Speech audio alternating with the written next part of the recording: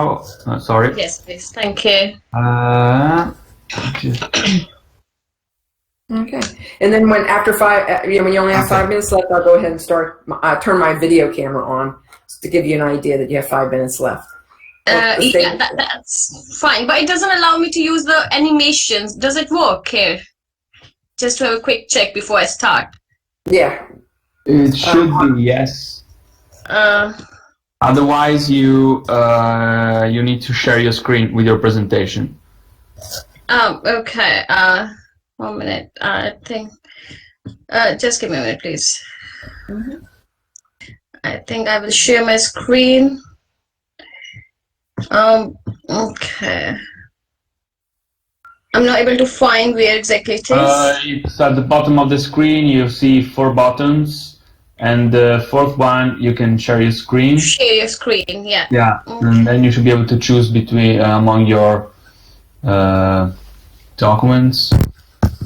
Right. So can you all share my see my screen now? Not at the moment. No. Oh yeah. Okay. Let me try again.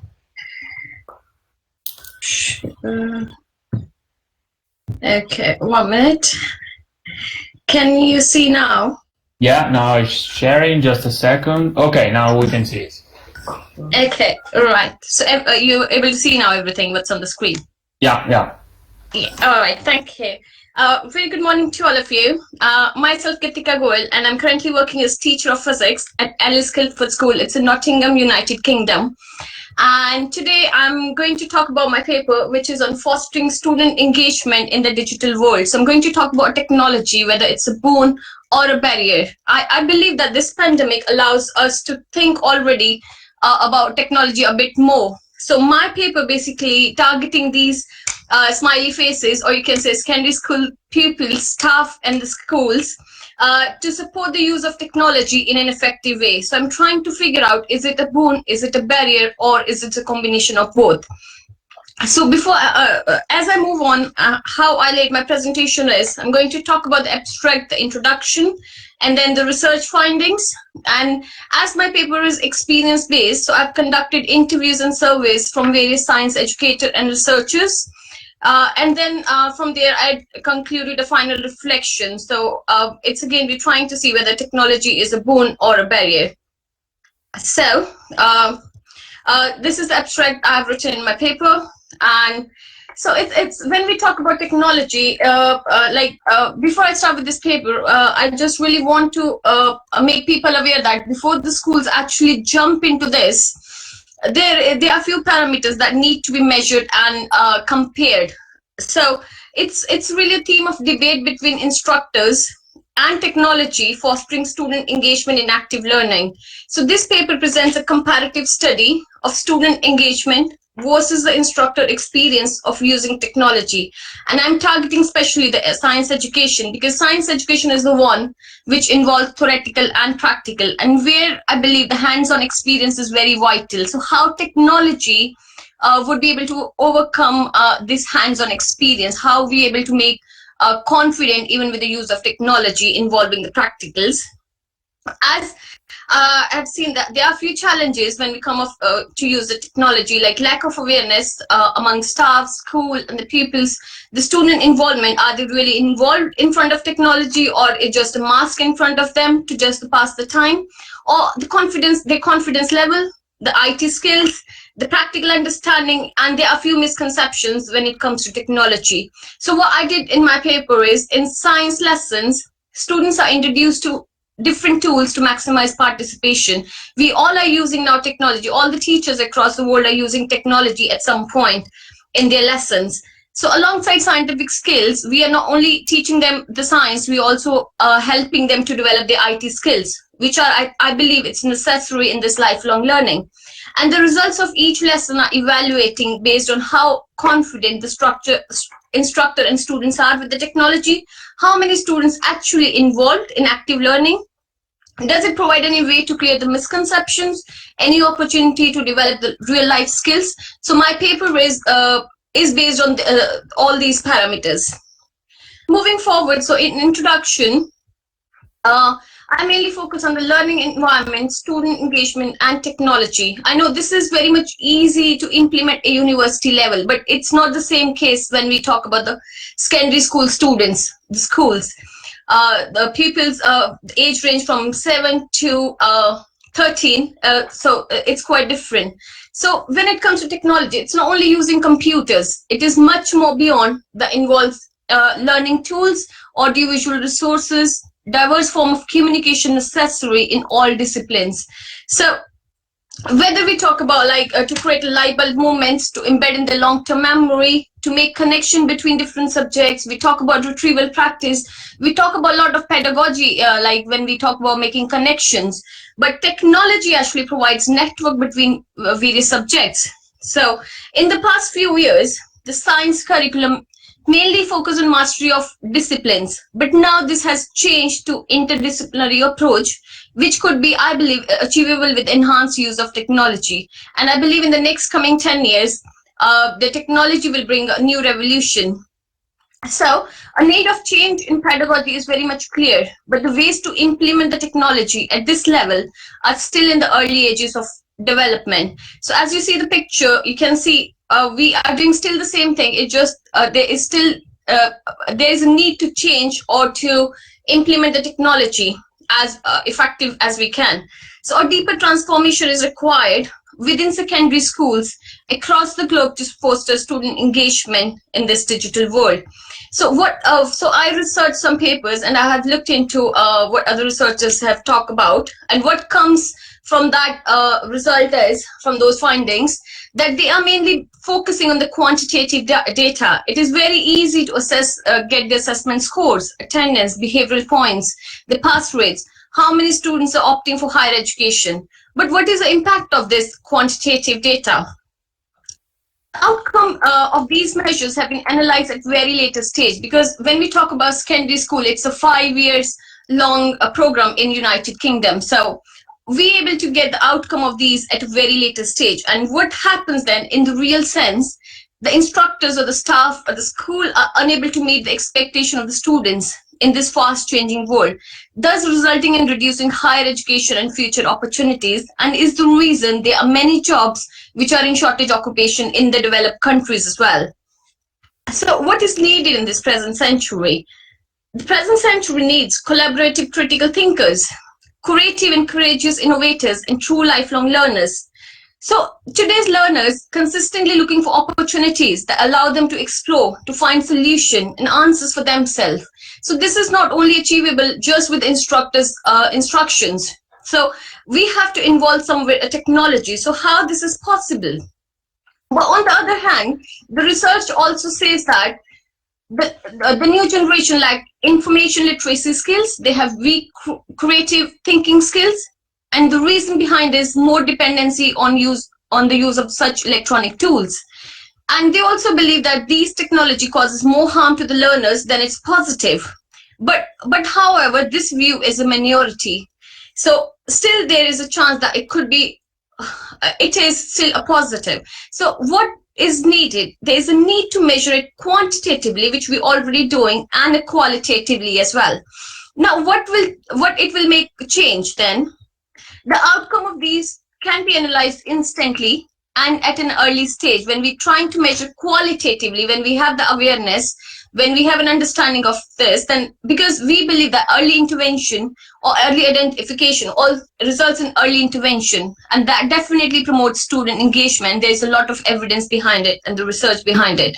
So now there's a need to measure these measures instantly. A culture of learning is needed of an hour. When teachers and students are learning simultaneously, the world is changing. So they should focus on teaching and learning and engagement before the achievement. So what I did in my paper is I conducted various surveys and interviews from various researchers, and what I come out with that 90% of students are engaged in active learning when using technology. Everyone agrees that 90% students, more than even 90% students, are engaged.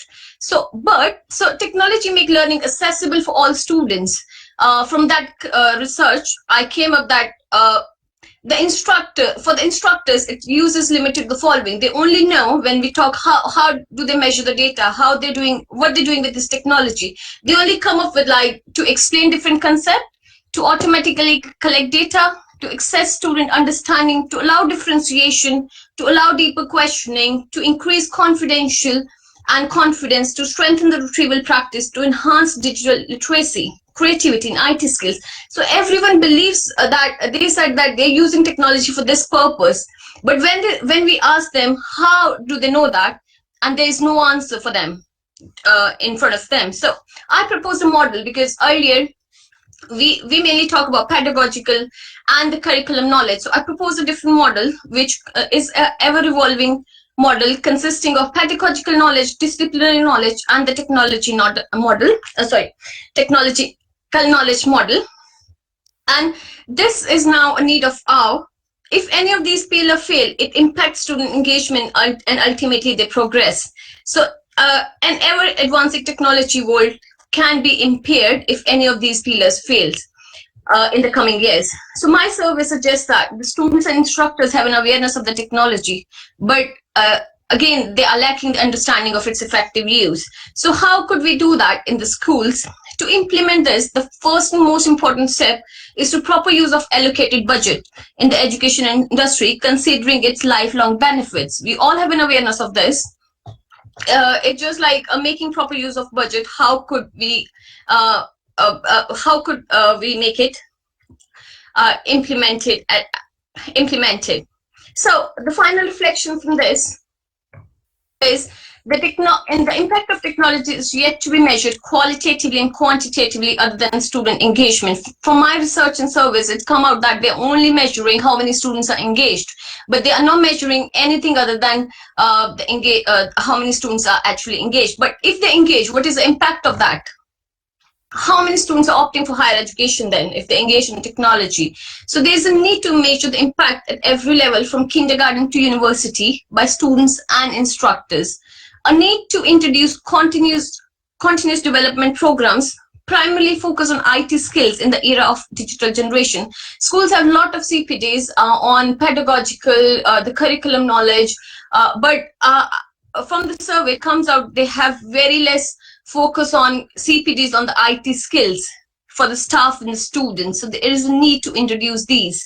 So apprenticeships and the job related to STEM, developing these skills across subject secondary level nowadays become a necessity. So is the reason like these points now should be considered. So I come out like technology proves a boon over a barrier. So in my possibly next year, as I'm still conducting further research, I'm now trying to measure the impact of technology that could be implemented with ease in secondary schools, considering school budget and CPD opportunities. So these are my next steps to think of the ways how could be implemented with ease. So these are my references. As I truly believe in this quote that there's a need to change. We need to think of let's change the way we eat, let's change the way we live, and let's change the way we treat each other. And I think so there is a need to implement this technology at every level from kindergarten to university. And I also believe in Nelson Mandela that education is the most powerful weapon which we can use to change the world. And I think this pandemic has already bring a revolution and made us think about how we can change the world using the technology. Thank you very much for your time. And any feedback, I really appreciate it. And I have put my contact ID. I'm open to chat whole day today. If you want to connect with me on this topic to have further research, I'm really, really happy. Thank you very much. Well, thank you very much. Thank you. For a very interesting and passionate talk. Yeah. Thank you. Yeah. I have a question. So that was a very interesting talk. Thank you. I had a question because this has come up at university level when we've considered questions like this. Has it been your experience that sometimes instructors just assume that students already know how to use technology in some sort of vague sense, because as though they learn it from birth nowadays? And in practice, I've found with students, often they don't have experience with particular things because every sort of generation, every level of teachers has just assumed they already know it. Yeah, I truly believe this is a like big misconception when it comes to the knowledge of technology between the instructors and the students, because obviously new generation is very easy, they can cope up with that, but we are not very sure until we teach them, like, are they really confident to take up that university things, and that is the reason they're lacking when they come to university, and that is a different picture. So this bring a revolution has to come in the secondary level now.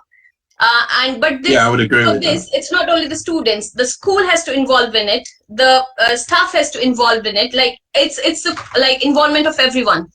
Yeah. So Yeah, that is the reason. This is the biggest challenge, and I'm trying to even make this change in my own school, where we are now training staff more on IT compared to more on pedagogical. Because since long years, they all have good knowledge on pedagogy. There are a lot of books, there are a lot of research, and a lot of training things. But when it comes to IT, everybody just take a back step. So even during this pandemic, if we talk about the United Kingdom and in the Europe, most of the schools are open. Why? Because we are not constrained with the technology. It's the biggest issue. I think that's a good point. Yeah. Okay, thank you. No problem. Any other questions, please?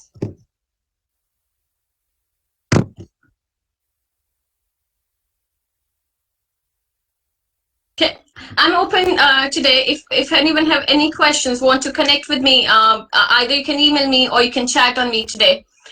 So I'm in today and tomorrow as well. Well, yeah. After that, you can even email me anytime. yeah, I'll be interested. Hopefully, you will be back next year to tell us what happens with the second iteration of the. Definitely, because I already started the work, so that is the reason I just mentioned what I'm going to do the next year now. Yes, it's going to be very interesting. Yes, because that's where the real part of the of your research. I think it really is the next step. Become very practical. But thank you. Does anybody have any other questions? No? Well, I guess that means that that's the end of our session today. Thank you. And thank you. Enjoyed all the presentations. Does anybody have any questions for anybody, any of the members who have gone before that they would like to speak at this point? And if not, that's okay, because we all have our contact information right there on the site, so you can email any presenter and contact them and ask them any questions and so forth. All right. Well, I guess we are done for today in this session. Thank you very much for all the attendees, because we had a really packed room, as it were. Sorry we couldn't see everybody face to face. That would have been much nicer. But thank you very much for coming to Florence, right?